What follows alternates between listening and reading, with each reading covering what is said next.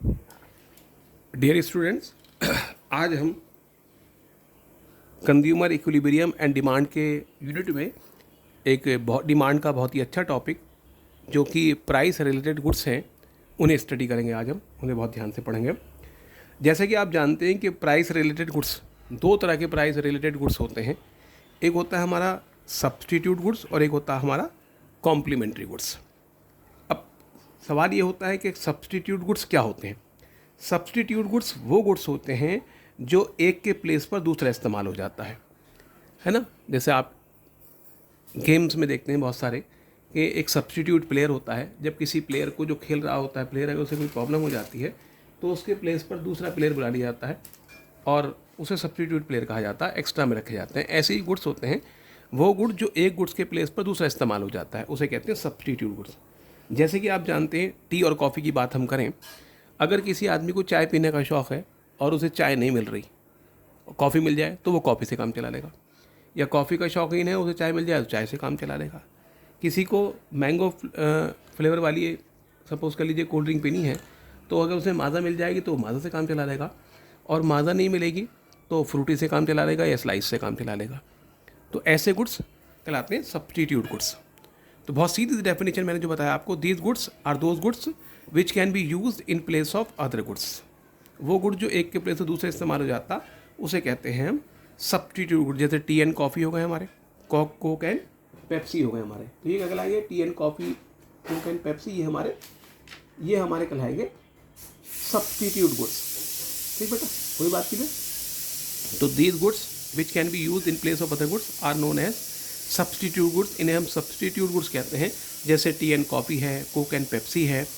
इन अगर किसी एक के प्राइस बढ़ जाए, मान लीजिए किसी टी के प्राइस बढ़ जाए, तो क्या होगा? लोग अब टी कम पीना पिएंगे, कॉफ़ी ज़्यादा पीना शुरू कर देंगे।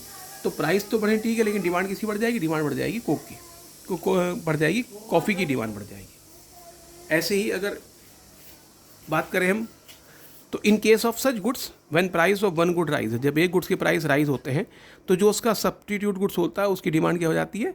राइज हो जाती है। When price of one good rises, मान लीजिए एक गुड्स के प्राइस राइज कर रहे हैं, एक गुड के प्राइस राइज कर रहे हैं, तो उसके जो सब्सटीट्यूट गुड्स है उसकी डिमांड क्या हो जाती है? वो भी राइज कर जाती है। On the other hand when price of one good fall, जब एक गुड्स के प्राइस फॉल होते हैं तो उसके सब्सटीट्यूट गुड्स की डिमांड भी क्या हो जाती है? उसके सब्सटीट्यूट गुड्स की डिमांड फॉल हो जाती है। तो ये बहुत सीधा था हमारा सब्सटीट्यूट गुड्स की बात करी हमारी, है ना। और इसे बहुत अभी और अच्छे से पढ़ते हैं इसे। For example, if there rise in price of tea, अगर टी के प्राइस बढ़ जाएंगे तो consumer will start to consume more of coffee, तो कंज्यूमर कॉफ़ी ज़्यादा पीनी शुरू कर देगा। अगर टी के प्राइस बढ़ जाएंगे तो कंज्यूमर क्या करेगा? कॉफ़ी ज़्यादा पीनी शुरू कर देगा।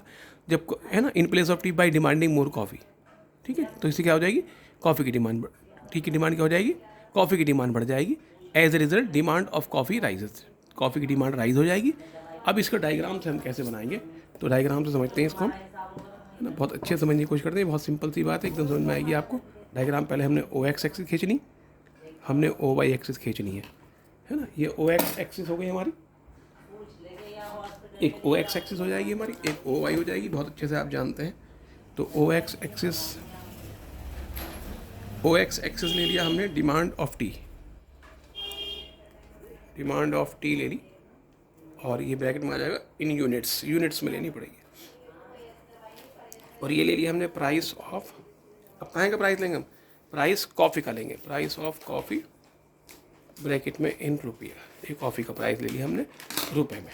ठीक है, सपोज कर लीजिए ये हमारी हमने डिमांड ले रहे हैं, इस प्राइस पर इतनी डिमांड थी हमारी, ये हो गया हमारा, है ना। इस प्राइस पर हमारी ये क्यू हो गया हमारा, और ये हो गया हमारा पी प्राइस। अब अगर मैं प्राइस बढ़ा दूँ कॉफ़ी के, अब सपोज ये डिमांड हो गई हमारी, है ना, ये डिमांड जा रही, क्योंकि प्राइस रिलेशन नहीं है इसके अंदर, प्राइस फैक्टर नहीं है, ये डिमांड हो रही थी हमारी। अब सपोज कर लीजिए मैं प्राइस बढ़ा दूँ कॉफ़ी के, अगर प्राइस कॉफ़ी के बढ़ा दिए हम, ये हमने कॉफ़ी के प्राइस बढ़ा दिए, मान लीजिए कॉफ़ी के प्राइस हमने बढ़ा दिए, सपोज कर लीजिए ये प्राइस बढ़ा दिए हमने, ये प्राइस बढ़ गए, और ये इसको यहाँ इंटरसेक्ट कर रहा है, हमने दोनों को यहाँ मिला दिया। तो प्राइस कहाँ के बढ़े? प्राइस बढ़े कॉफ़ी के, ये P1, ये प्राइस बढ़े कॉफ़ी के। और डिमांड कहाँ की बढ़ गई? डिमांड बढ़ गई हमारी टी की। आप देख रहे हैं डिमांड ऑफ टी है, तो पहले Q था, ये अब हो गया Q1। ठीक है, आपने देखा। तो इस तरह से अगर प्राइस हम कॉफ़ी के घटा दें, तो अगर कॉफ़ी के प्राइस को हम घटा देंगे तो क्या होगा, कॉफ़ी के प्राइस को अगर हम घटाएंगे तो टी की डिमांड ऑटोमेटिकली घट जाएगी, क्योंकि लोग अब कॉफ़ी पीना शुरू कर देंगे। मान लीजिए ये मैंने घटा दी है ना, ये घटा दिया हमने, तो ये P2 और ये Q2 हो गया हमारे, ये घटा दिया हमने, तो ये ऑटोमेटिकली हमारे क्या घट गया। आप देख रहे हैं बहुत सीधा सा रिलेशनशिप है। अब हमें क्या बात हुई इसका मतलब, यानी क्या निकल के आई बात ये निकल के आई कि अगर डिमांड टी की राइज करेगी, OQ से OQ1 हो गई, OQ से OQ1 हो गई, ठीक है, काहे की वजह से हुई है, increase because of increase in price of इस substitute good that is coffee from OP to OP1। तो यहाँ लिख दिया हमने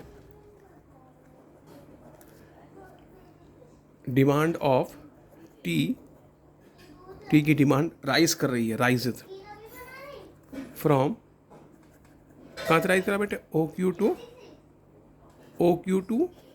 OQ1, वो OQ से OQ1 हो गई हमारी, बढ़ गई है। कैसे, कहाँ की वजह से बढ़ी है, OQ टू OQ1, DU2 लिख दीजिए, DU2 increase in price,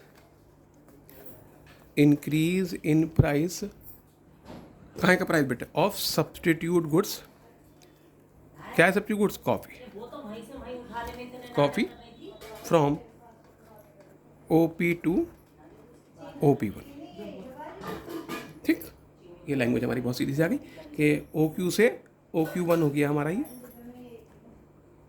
sorry OQ से OQ1, ये तो Q है हमारा, OQ से OQ1 हो गया हमारा, बढ़ गया है प्राइस बढ़ने की वजह से। और प्राइस कहाँ गई, प्राइस है कॉफ़ी के।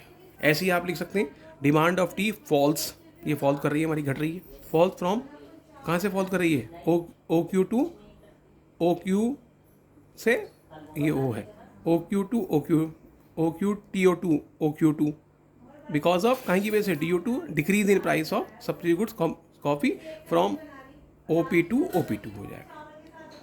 ठीक बेटा जी, तो बहुत सीधी सीधी बात हुई। ये था हमारा सब्स्टिट्यूट गुड्स। अब अगली बात आती है हमारी, अगली बात आई हमारी बेटे, वो आता है अगला हमारा,